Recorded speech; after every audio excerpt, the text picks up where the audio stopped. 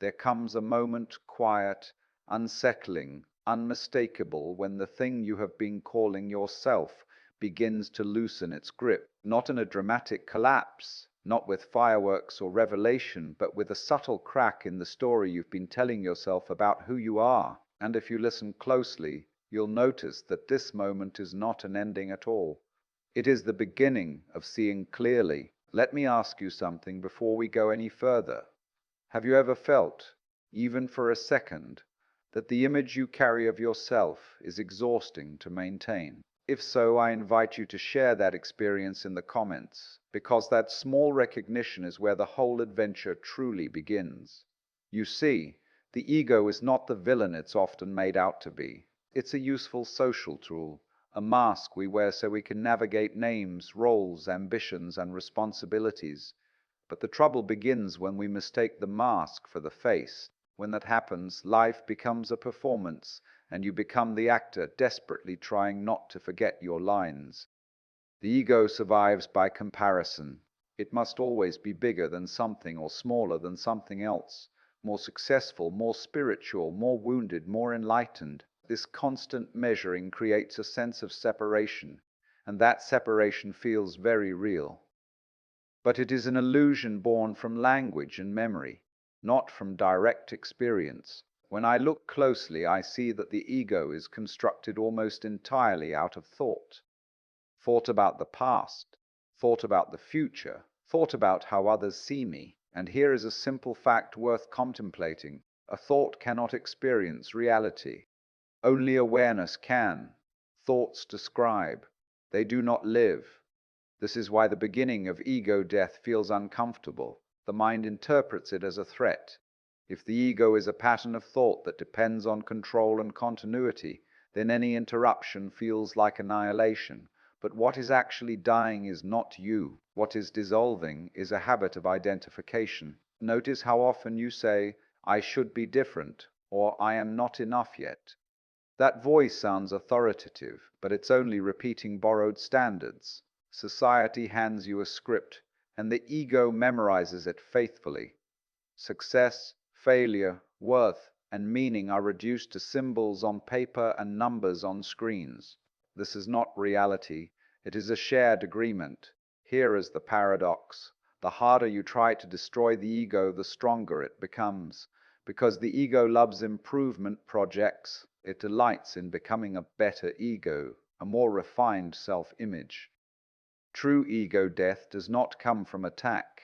It comes from understanding. Understanding arrives when you observe the ego without judgment. Watch how it reacts. Watch how it seeks approval and avoids uncertainty. The moment you can see it clearly, without trying to fix it, something remarkable happens. The spell weakens. Awareness steps forward. This is not a mystical claim. It is a practical observation. When you stop identifying with every thought that passes through your mind, you create space. In that space, you discover that consciousness is already complete. It does not need a title or a biography. Most people are terrified of this discovery because they believe that without the ego, they will become passive, unmotivated, or invisible. But look closely. It is the ego that is always afraid, always defending, always striving. When it relaxes, energy is freed, not lost. The moment the ego starts to die often arrives during crisis. Loss, failure, heartbreak, or deep exhaustion can shake the structure. The story of me no longer explains what is happening, and for once, that story goes silent. In that silence, something vast becomes noticeable. I am not suggesting you seek suffering. I am suggesting you stop resisting insight. Pain does not awaken you. Clarity does. Suffering only becomes useful when it exposes the limits of the ego's control. Here is a thought worth sitting with. If you can observe your ego, then it cannot be who you are. The observer is always prior to the observed. This single realization can undo years of confusion. As the ego loosens, you may feel strangely ordinary. No fireworks, no special status, no cosmic certificate of enlightenment. And that ordinariness is precisely the point. Reality does not need to impress you. It simply is. You begin to sense that what you are is not a separate thing moving through the universe, but an expression of it. Just as a wave is not something different from the ocean, you are not something separate from life itself. This is not poetry. It is a direct way of seeing. At this stage, many people panic and rush back to old identities. They grab onto labels: spiritual seeker, awakened mind, healed self. Be careful here. These are just new costumes for the same actor. Freedom does not require a new role.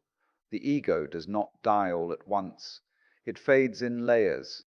Each time you see through one layer, life feels lighter, simpler, more immediate. You laugh more easily, not because everything is perfect, but because you're no longer pretending to be in control of the universe. If you're listening to this and feeling a quiet recognition rather than excitement, that's a good sign.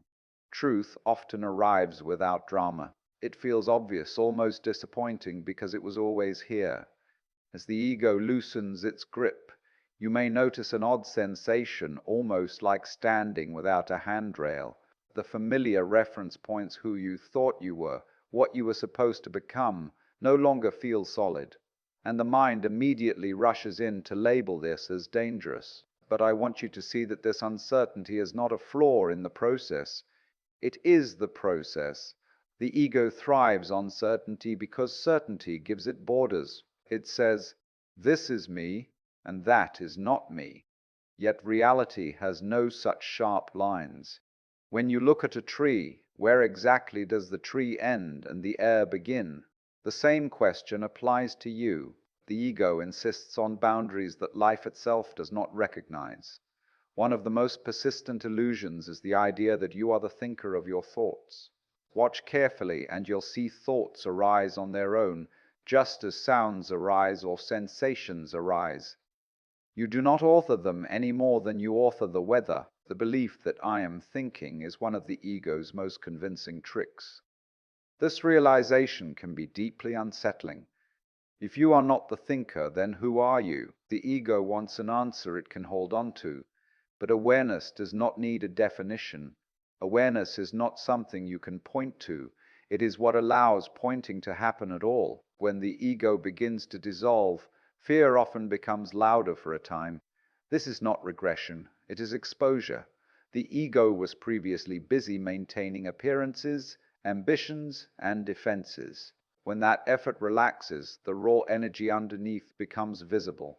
Fear is simply energy interpreted through resistance. Notice how fear always speaks in the language of time. It warns about what might happen or replays what shouldn't have happened.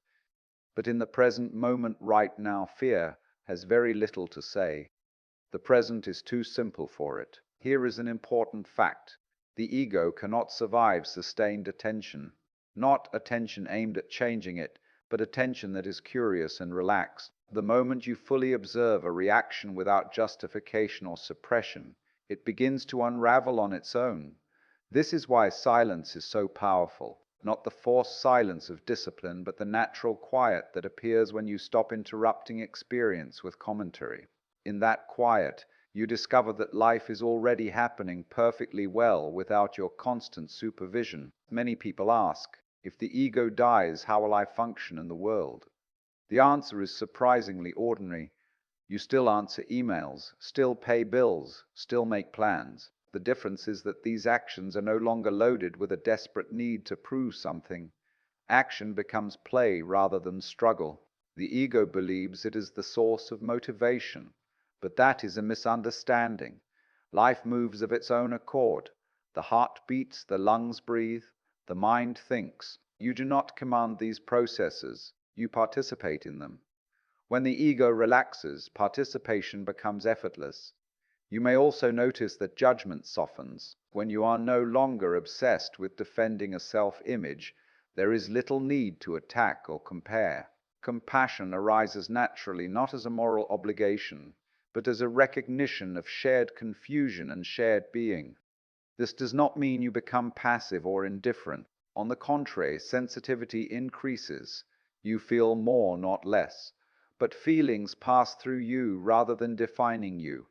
Emotion becomes weather instead of identity. One of the ego's last offenses is spirituality itself. It wants to be awake, aware, or beyond the ego. Watch this carefully. The desire to transcend is still a desire to escape what is. True freedom does not float above life. It moves directly through it. The moment you stop trying to get rid of the ego, you see that it was never an enemy. It was a misunderstanding, like mistaking a map for the territory. You confused a mental image for living reality. And here is something subtle but crucial. When the ego fades, responsibility does not disappear. It deepens. You no longer act out of fear of punishment or hope of reward, but out of clarity. You respond because response is needed, not because a character demands validation. This shift changes how you relate to success and failure. Success no longer inflates you, and failure no longer diminishes you. Both are events, not verdicts. They come and go like waves while the ocean remains unmoved. If you are paying close attention, you might notice moments when the sense of I disappears altogether while walking, listening to music, or simply breathing. There is just experience happening by itself. These moments are not special states to be chased. They are glimpses of what has always been the case. The ego fears its own absence because it imagines absence as nothingness. But what you find instead is fullness so complete that there is no room left for a separate self to stand apart and comment on it. When the ego no longer dominates your attention, something remarkable happens to your sense of purpose. You stop asking, "What am I supposed to do with my life?" as if life were a problem to be solved. Purpose reveals itself not as a destination, but as participation. You are here to be here, fully, intelligently, and playfully. The ego treats life like a project with a final evaluation. It imagines that one day you will arrive, successful, healed, enlightened, and then you can finally rest. But life does not work that way. Life is music, not a journey, and the point of music is not to get to the end of the song as fast as possible. When you see this clearly, anxiety about meaning begins to dissolve. You realize that meaning is not something you manufacture, it is something you notice. It appears when you are no longer standing apart from experience, demanding that it justify itself. This understanding also transforms your relationship with death. The ego fears death because it imagines itself as a thing that can be lost. But if you see that what you are is not a fixed object, but a process, an event, then death becomes less mysterious. Every moment, something is ending and something is beginning. Death is not the opposite of life. It is part of its rhythm. Right now, the person you were 10 years ago no longer exists. The cells are different, the ideas have changed, the story has been revised countless times, and yet here you are. What died? What remained? Sit with that question honestly, and you'll feel the ground soften beneath your feet. Without the ego constantly narrating, life becomes intimate. Colors are brighter, sounds are richer, silence is deeper. You are no longer watching life from behind your eyes. You are participating in it with your whole being. This is not mystical language, it is a description of undivided attention. You may notice that gratitude arises without effort, not because everything is pleasant, but because everything is vivid. Even difficulty becomes interesting when it is no longer filtered through the demand that it shouldn't be happening. At this stage, the need to convince others disappears. The ego loved arguments because arguments reinforced identity. Without that need, conversation becomes exploration rather than combat.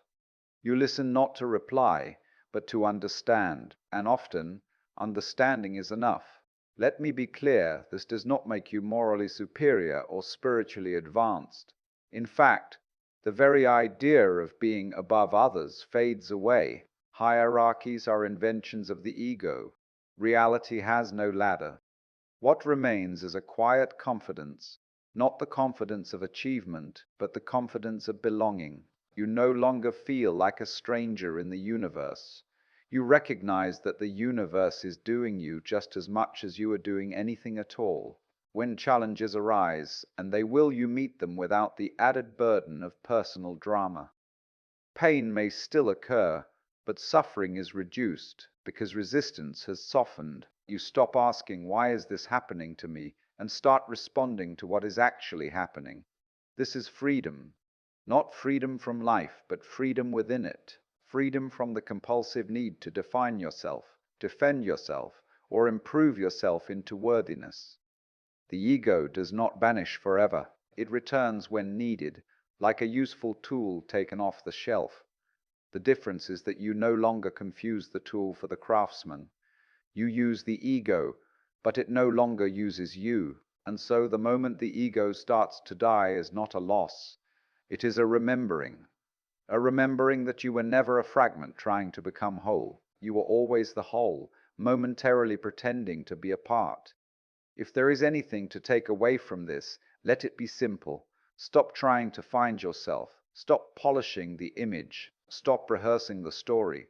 Turn your attention instead to what is happening right now without commentary. Because the truth is quietly obvious. You are not a stranger here. You belong to this moment as completely as the stars belong to the night sky. And when the ego finally loosens its grip, you don't disappear. You arrive.